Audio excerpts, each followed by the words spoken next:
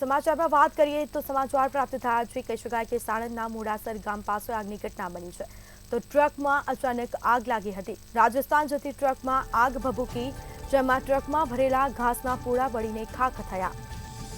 વીજવાર અડી જતા આગ લાગી છે। સમગ્ર મામલે ફાયર વિભાગને જાણ થતા ફાયર કાફલો ઘટના સ્થળે દોડી આવ્યો હતો અને જે બાદ પાણીનો મારો ચલાવી આગ બુઝાવવાના પ્રયાસો હાથ ધરાયા।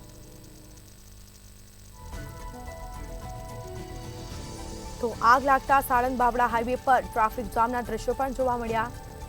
આગની ઘટનામાં કોઈ જાનહાનિ થઈ નથી અને જે બાદ કહી શકાય કે સમગ્ર માલસામાન બળીને ખાખ થયો। વીજવાર અડી જતા આ ટ્રકમાં આગ લાગી તો ટ્રકમાં ભરેલા ઘાસના પૂળામાં આગની ઘટના બની છે।